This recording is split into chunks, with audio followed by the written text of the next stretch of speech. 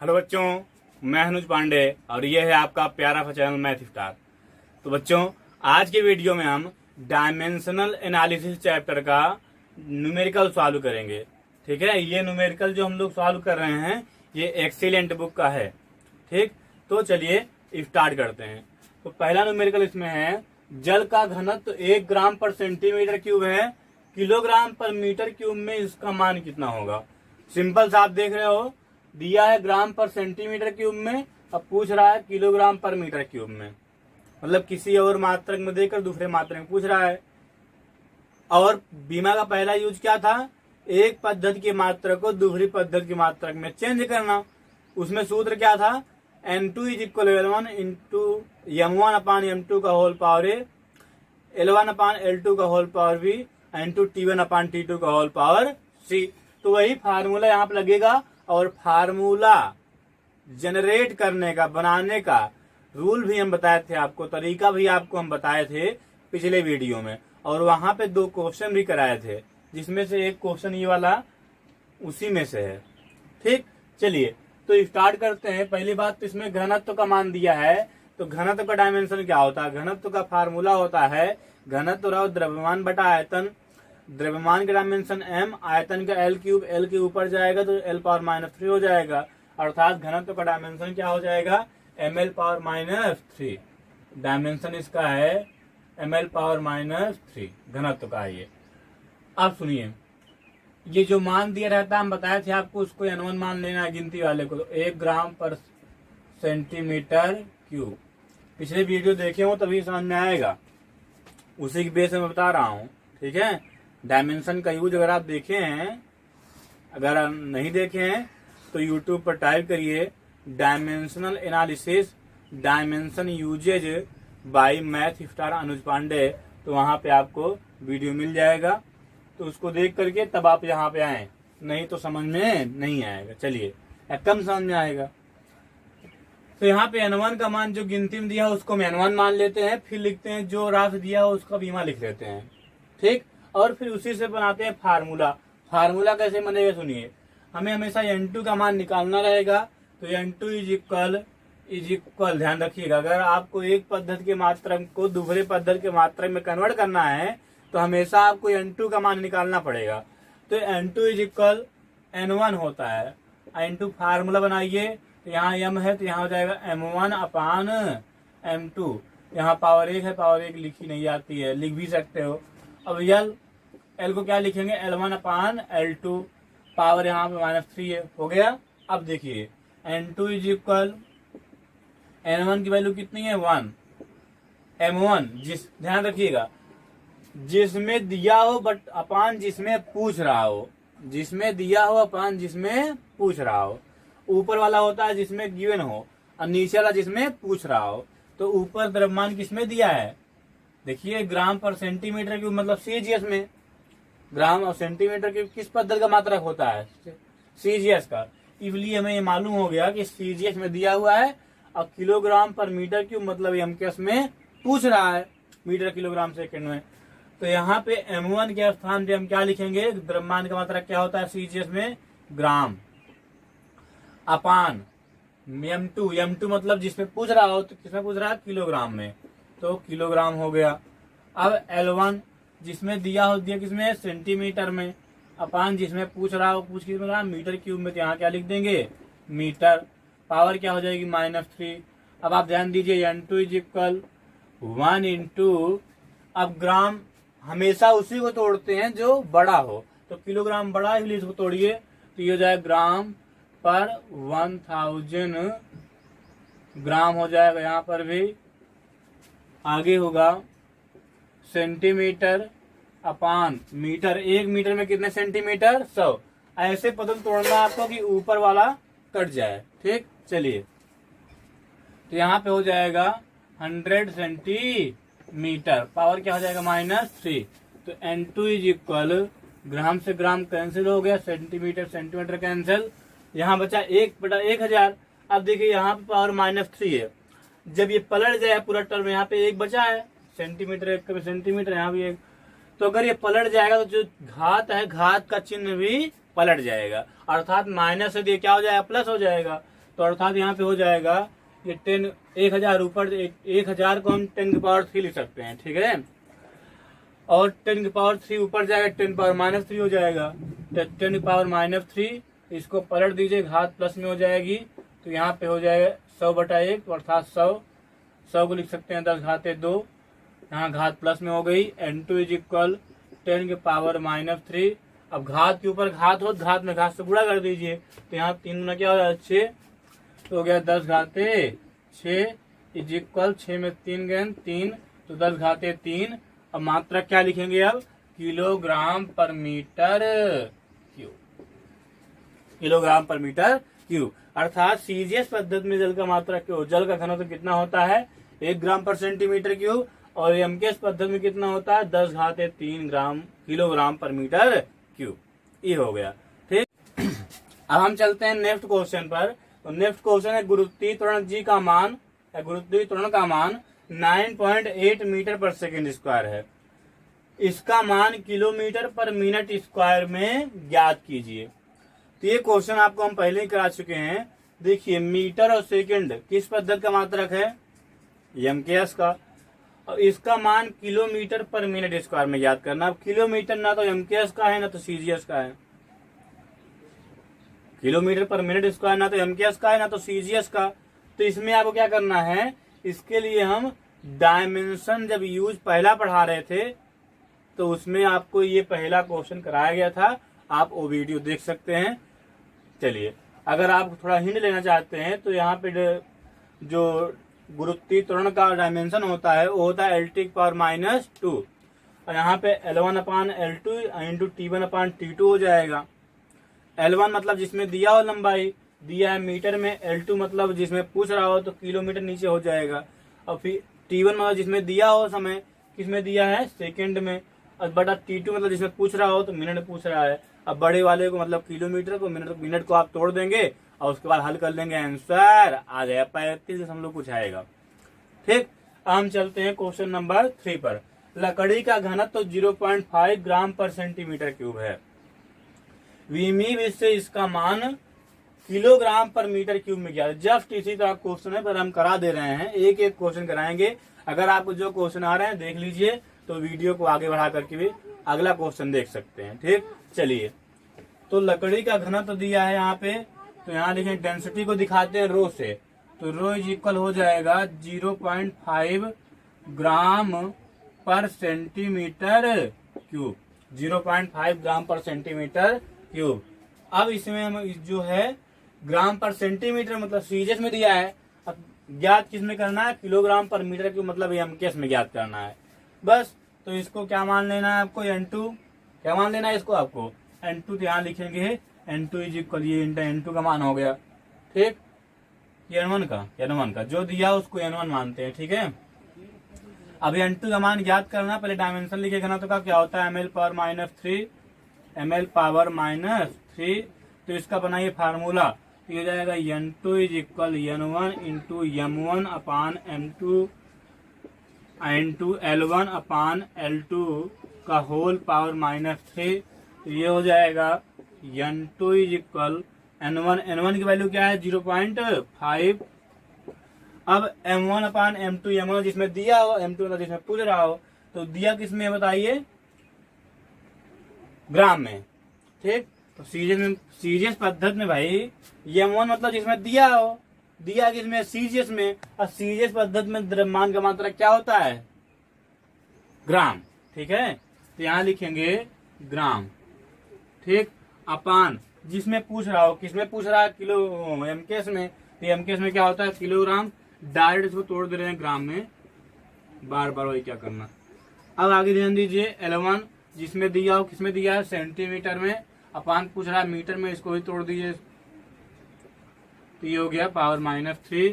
तो ये 0.5 और इंटू ग्राम से ग्राम कट गया, सेंटीमीटर यहाँ पर रहेगा, सेंटीमीटर कट गया।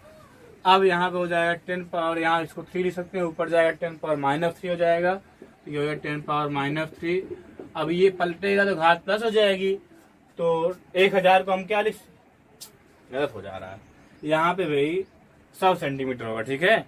100 क्या लिख सकते हैं हम 10⁻², 10 की पावर 2 ऊपर जाएगा तो घात का चिन्ह जो है वो चेंज हो जाएगा, तो घात का चिन्ह चेंज होगा तो यहाँ +3 हो जाएगा। तो ये 10 की पावर 2 इंटू 3 तो हो जाएगा 10 की पावर 2 में 3 से मल्टीप्लाई करेंगे तो 10 की पावर क्या हो जाएगा 6। अब आगे ध्यान दीजिए 0.5 इंटू 10 की पावर 6 में 3 गए 3 इज इक्वल, यहाँ पे 10 पावर 3 मतलब 1000। अब 1000 से इसमें गुणा करोगे तो ये आ जाएगा 5 में कितना जीरो लगेगा 3 जीरो, एक अंक पे क्या हो जाता है दशमलव अर्थात 500। यहाँ मात्रा क्या हो जाएगा किलोमीटर पर, ये तो हो गया, यहाँ मात्रा क्या हो जाएगा किलोग्राम पर मीटर क्यूब। ठीक, यहाँ लिख देंगे किलोग्राम पर मीटर क्यूब। अब चलते हैं हम लोग क्वेश्चन नंबर 4 पे। तो अब हम चलते हैं क्वेश्चन नंबर 4 पर। तो क्वेश्चन नंबर 4 है जल में ध्वनि की चाल 1440 मीटर पर सेकंड है। यदि लंबाई का मात्रक किलोमीटर तथा समय का मात्रक घंटा हो तो इसका मान क्या होगा। तो इसमें ध्वनि की चाल जो है वो मीटर पर सेकंड में दिया है। अब पूछ किस में रहा है किलोमीटर प्रति घंटा, मतलब लंबाई किलोमीटर में हो और समय किस में हो घंटे में। ठीक है, तो चलिए स्टार्ट करते हैं। तो इसमें कौन सी भौतिक राशि दी गई है चाल, क्या दी गई है चाल। ठीक है, तो चाल जो है चाल का डायमेंशन क्या होता है LT पावर -1। अब इसी में से आप बनाए फार्मूला, आपको हमेशा किसका मान निकालना है N2 का। तो N2 इज इक्वल क्या होगा N1 की वजह जो अंकों में होगी वही है।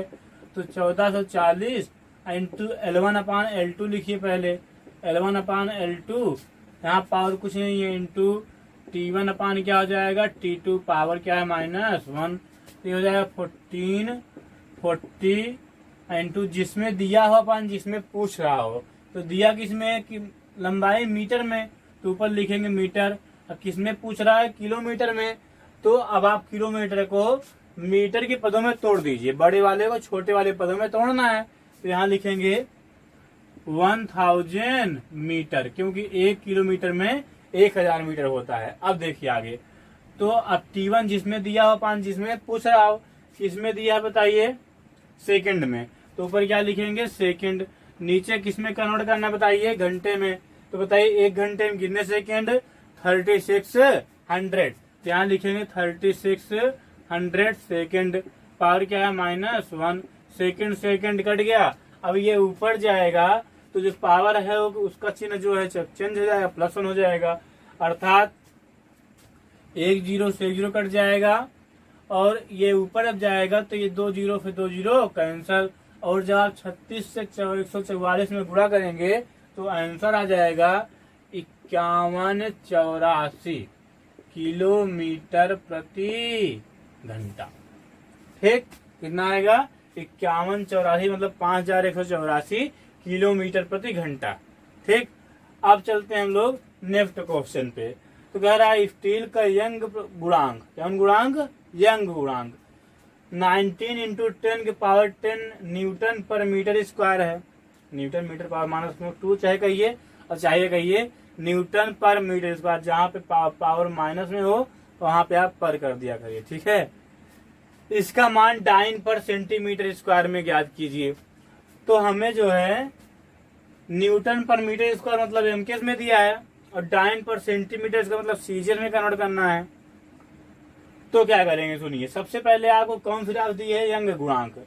तो यंग गुणांक का डायमेंशन मालूम होना चाहिए। ठीक, यंग गुणांक का डायमेंशन क्या होता है सुनिए, यंग गुणांक का डायमेंशन होता है ml -1 take power -2, ml -1 take power -2। इसको हम आपको इसके बाद ये क्वेश्चन जो है ये लगभग इसी तरह, यहाँ पर न्यूटन पर मीटर स्क्वायर है, यहाँ पर न्यूटन पर मीटर है। ठीक, तो यंग गुणांक का जो बीमा होती है हम बता दे रहे हैं वो होती है ml पावर -1 टेक पावर -2। अब आप इसी में फार्मूला बना करके रखेंगे तो आंसर तुरंत भागता हुआ दौड़ता हुआ आ जाएगा। ठीक है, अब चलते हैं क्वेश्चन नंबर 6 पर।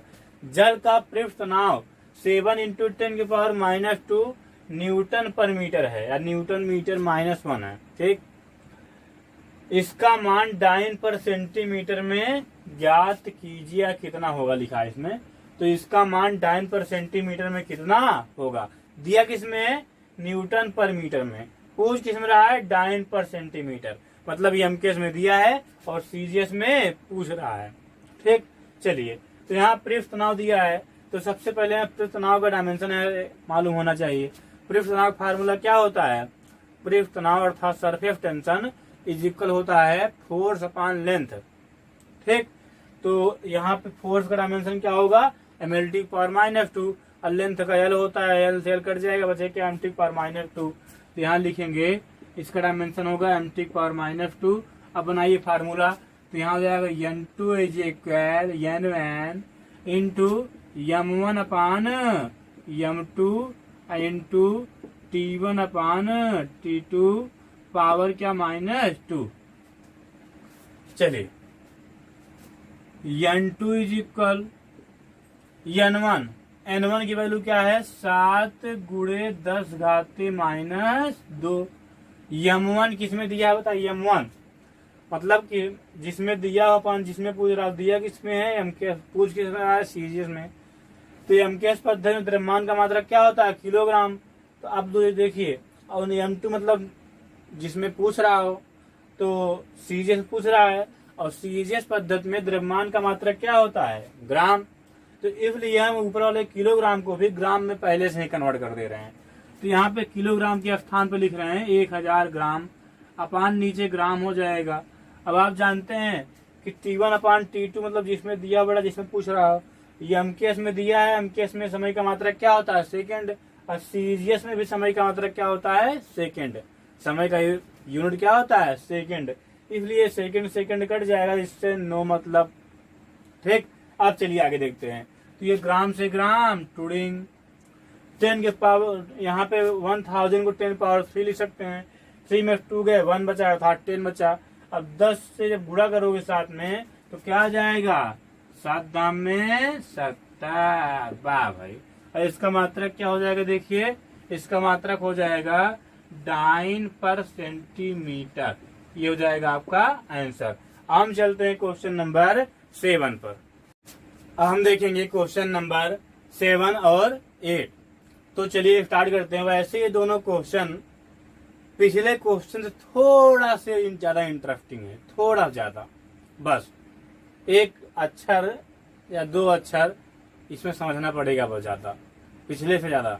चलिए तो देखते हैं। तो बर्फ की गुप्त ऊष्मा दी है 80 कैलोरी प्रति ग्राम, इसे जूल प्रति किलोग्राम में व्यक्त कीजिए, और दिया ब्रैकेट में 1 कैलोरी इज इक्वल 4.18 जूल। ठीक, चलिए तो यहाँ पे बर्फ की गुप्त ऊष्मा दिया है, कितना दिया है उसे हम मान लेंगे N2 80 कैलोरी प्रति ग्राम। आप सुनिए, कैलोरी जो है ये एमकेएस पद्धति का भी मात्रक नहीं है, मतलब ये एमकेएस पद्धति एसआई पद्धति से भी बड़ा है। एसआई पद्धति एमकेएस पद्धति में कैलोरी के स्थान पर जूल लिखा जाता है, अर्थात जूल कार्य का मात्रक, ऊर्जा का मात्रक, ऊष्मा का मात्रक होता है। किसमें, एसआई पद्धति में या एमकेएस पद्धति में। वैसे एसआई पद्धति में मान सकते हैं आप, एमकेएस भी कह सकते हैं, क्योंकि आपको हम बताए थे कि एमकेएस और एसआई में ज्यादा डिफरेंस नहीं है। तो ये आप जान रहे हैं कि एमकेएस पद्धति से ही बड़ा है कौन, कैलोरी। तो पहली बात तो जो N2 का मान दिया है इसको पहले एक पद्धति में कन्वर्ट करिए। तो देखिए कैसे, यहाँ पे कैलोरी प्रति ग्राम है, तो पहले इसको हम देखिए, ग्राम जो है सीजीएस पद्धति का मात्रक है, तो ऐसा करते हैं इस पूरे को हम सीजीएस में कन्वर्ट कर लेते हैं। तो देखिए पहले कैलोरी को हम जूल में कन्वर्ट करते हैं, तो आप जानते हैं कैलोरी इक्वल 4.18 जूल, इसलिए कैलोरी को हटाने के लिए और जूल को लिखने के लिए 4.18 से क्या करना पड़ेगा, गुणा। अब क्या बन गया, ये जूल, क्या बन गया, जूल प्रति ग्राम। अभी खत्म नहीं हुआ, देखिए अब क्या है, इसमें जूल है ना, अब जूल एसआई पद्धति का मात्रक है, एमकेएस पद्धति का मात्रक है, इससे हमें सीधे में कन्वर्ट करना है। अब 1 जूल इक्वल होता है 10⁷ अर्ग। अर्ग जो होता है वो सीजीएस पद्धति का मात्रक होता है, इसलिए हम जूल के स्थान में क्या लिखेंगे, 10⁷ अर्ग। तो यहाँ पे हो जाएगा 80 इंटू 4.18 इंटू 10 की पावर, अब ये क्या बन जाएगा, अर्घ प्रति ग्राम। अब ये पूर्णतया सीजीएस पद्धति हो गया और ये जूल प्रति किग्रा पूछ रहा है, मतलब ये एमकेएस पद्धति पूछ रहा है, जूल और किलोग्राम दोनों एमकेएस पद्धति के मात्रक हैं। तो अब हम आसानी से कर सकते हैं, चलिए देखते हैं। तो गुप्त ऊष्मा का डायमेंशन होता है L स्क्वायर टी पावर -2, बनाइए फार्मूला। तो यहाँ हो जाएगा, यहाँ पे इसको N1 मानेंगे, बार बार भूल जाता हूँ। तो N2 इज इक्वल हो जाएगा N1 की वैल्यू क्या बताइए, 80 इंटू 4.18 इंटू 10 की पावर 7। L स्क्वायर क्या लिखेंगे, L1/L2 का होल स्क्वायर, T1/T2 का whole power -2 is equal 80 into 4.18 into 10 की पावर 7, जिसमें दिया हो पान, जिसमें पूछ रहा हो। तो किसमें दिया बताइए, एम सीजीएस में। तो सीजीएस में लंबाई का मात्रक क्या होगा बताइए, सीजीएस में लंबाई का मात्रक होगा सेंटीमीटर अपान L2, जिसमें दिया हो एमकेएस, जिसमें दिया बड़ा, जिसमें पूछ रहा हो, पूछ किसमें रहा है, एमकेएस में। तो एमकेएस में मीटर हो जाएगा, इसको लिखेंगे हम 100 सेंटीमीटर। पावर 2 हो गया, T1 और T2। सीजीएस में भी समय का मात्रक सेकंड, एमकेएस में भी समय का मात्रक क्या होगा, सेकंड, इसलिए दोनों सेकंड सेकंड कट जाएंगे, मामला खत्म। अभी ये मामला इसका वाला है, इसको रहने देते हैं। चलिए अब देखिए आगे, तो ये हो जाएगा 80 इंटू 4.18 इंटू 10 के पावर 7। अब देखिए 10 के पावर 2 लिख सकते हैं, 100 को ऊपर जाएगी पावर माइनस हो जाएगी, पावर क्या हो जाएगी माइनस, ये क्या हो जाएगा 10 के पावर -2 है ना। तो 10 के पावर 2 ये ऊपर जाएगा, 10 पावर ये 2 इन 10 के पावर 2 होल पावर -2, अर्थात कुछ इस तरह होगा। देखिए 10 के पावर 2 होल पावर -2, तो ये हो जाएगा 80 इंटू 4.18 10 के पावर 7 इंटू 10 के पावर, देखिए घात के ऊपर घात गुणा करिए, 2 दूना 4, तो -4 हो गया। अब सुनिए 7 में 4 गए 3, तो यहाँ डायरेक्ट 3 लिख दीजिए बस। तो ये क्या हो जाएगा 3, और जब आप इसको 80 को गुणा करेंगे, इसमें कर देते हैं हमें, चलिए कैसे हो देखिए।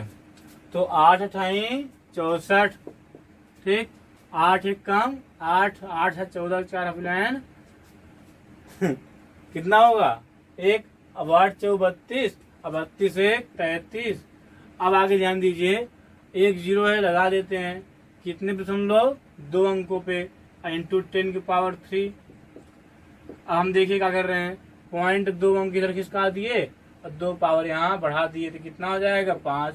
तो आंसर क्या आ गया 3.344 इंटू 3.344 इंटू 10 की पावर 5, क्या जूल प्रति किग्रा, जूल प्रति किग्रा। ठीक, ये हो गया इसका आंसर। अब चलते हैं हम लोग क्वेश्चन नंबर 8 पर। देखिए क्वेश्चन नंबर 8 क्या है, इसी तरह है, यहाँ पे बर्फ की गुप्त ऊष्मा दी गई है और यहाँ पे भाप की गुप्त ऊष्मा, किसकी, भाप की। ठीक, चलिए तो गुप्त ऊष्मा ये दिया है, इसको हम क्या मान लेंगे, बढ़िया से इसको हम डायरेक्ट कन्वर्ट करेंगे किसमें, सीजीएस पद्धति में, क्योंकि यहाँ भी वही दिया है कैलोरी प्रति ग्राम। तो क्या करेंगे, कैलोरी के स्थान पे क्या लिखेंगे 4.18 इंटू 10 की पावर 7। ठीक, चलिए तो ये हो जाएगा 536 गुणे 4.18 इंटू 10 की पावर 7। ठीक, अब आगे ध्यान दीजिए, ये हो जाएगा जूल प्रति ग्राम, ये अर्घ हो जाएगा, अर्घ होगा, क्या होगा, अर्घ, अर्घ हो जाएगा, क्या हो जाएगा, अर्घ प्रति ग्राम। चलिए अब आगे देखते हैं, N2 का मान निकालना है, फार्मूला बना ही है ऊपर, ये देखिए। तो N2 इज इक्वल हो जाएगा N1 की वैल्यू क्या है 536 गुणे 4.18 इंटू 10 की पावर 7। अब देखिए L1/L2, तो यहाँ पे सेंटीमीटर पूरा उसी तरह उसी मात्रक में है ही, तो वही लिखेंगे ही। तो सेंटीमीटर 500 सेंटीमीटर सेंटीमीटर सेंटीमीटर टूडिंग हो गया, पावर यहाँ पे 2 है। अब आगे देखिए तो ये हो जाएगा 536 इंटू 4.1 इंटू, अब देखिए 10 के पावर 2 ऊपर जाएगा माइनस 10 पावर माइनस 4 हो जाएगा, 7 में 4 गया 10 पावर 3। अब इसको आप गुणा करके और इसी तरह घात को इधर खिसका लीजिएगा। ठीक, तो खिसकाएंगे तो आंसर क्या आएगा बता दे रहे हैं आपको। आंसर आएगा 2.25 गुणे 10⁻6 जूल प्रति किलोग्राम, जूल प्रति किलोग्राम। तो इस तरह से ये क्वेश्चन क्या हुआ, समाप्त। अब हम चलते हैं क्वेश्चन नंबर 9 पर। तो बच्चों अब हम चलते हैं क्वेश्चन नंबर 9 पर, जो कि बहुत ही आसान सा क्वेश्चन है। इस तरह के क्वेश्चन आपको पिछले वीडियो में हम करा चुके हैं। तो आइए अब इस न्यूमेरिकल में मतलब एक्सरसाइज में दे दिया है तो क्या किया जाए, मजबूरी नाम महात्मा गांधी। तो चलिए स्टार्ट करते हैं।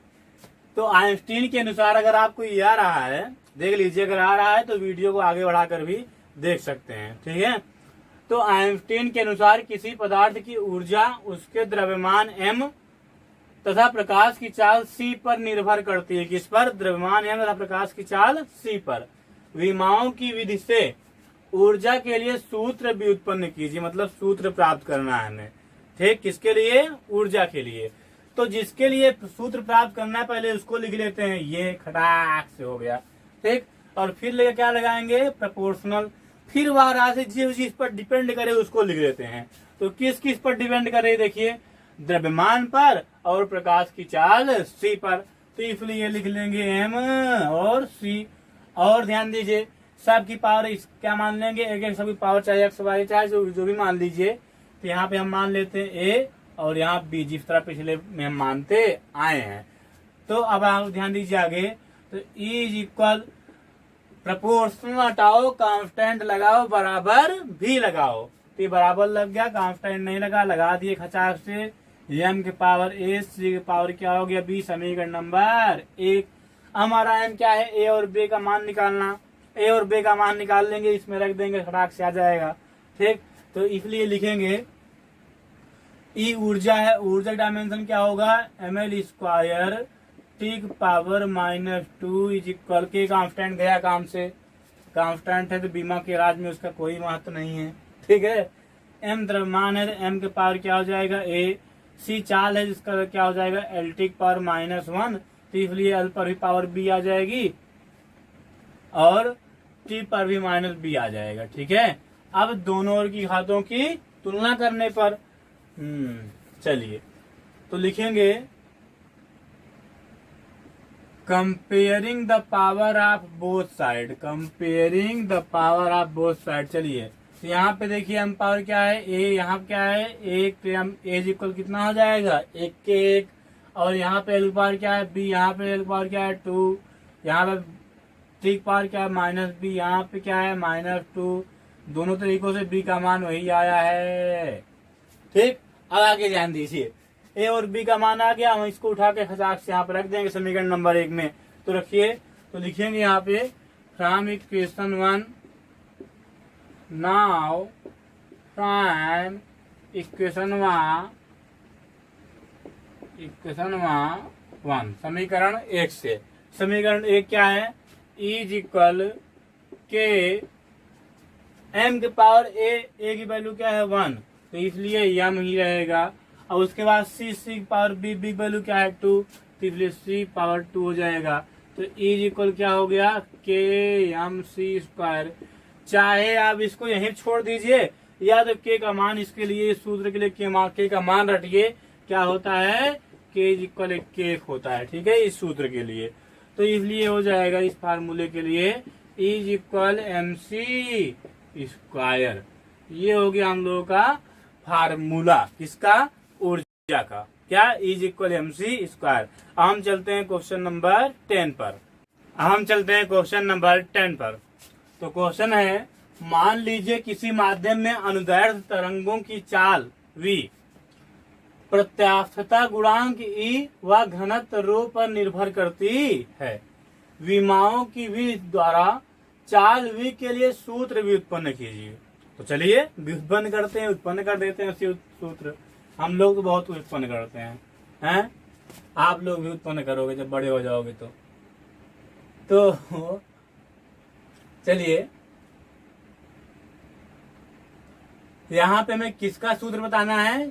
चाल v का। तो पहले v लिखेंगे, फिर क्या लगाएंगे? प्रपोर्शनल, ठीक है। और उसके बाद ये किस किस पर डिपेंड कर रहा है? प्रत्यास्थता गुणांक ई और घनत्व रो पर। तो इसको लिख लेंगे ई और रो, और सबका एक पावर मान लेंगे, इसका मैं मान ली, इसका भी। अब आप अगला स्टेप क्या करोगे? प्रपोर्शनल हटाओ, कांस्टेंट लगाओ, इक्वल भी लगाओ। तो यहाँ v इक्वल के ई के पावर ए रो के पावर बे, समीकरण नंबर 1। ठीक, चलिए अब हमें दोनों का डायमेंशन लिख लेते हैं। एल टी पावर -1, के का गया काम से ये गधा। अब प्रत्यास्था गुणांक का डायमेंशन क्या होता है? ml power -1 T power -2। अगर ना आ रहा हो तो निकाल लीजिएगा। प्रत्यास्था गुणांक इक्वल प्रतिबल, नहीं हाँ, प्रतिबल बटा विकृति होता है। प्रतिबल का डायमेंशन होता है ml पावर -1 टी पावर -2, और विकृति जो होती है वह तो डायमेंशन लेस होती ही है, मतलब वो काम से गई। ठीक, चलिए तो ml पावर -1 टी पावर -2 रो घनत्व है। घनत्व का डायमेंशन क्या होगा? ml power -3।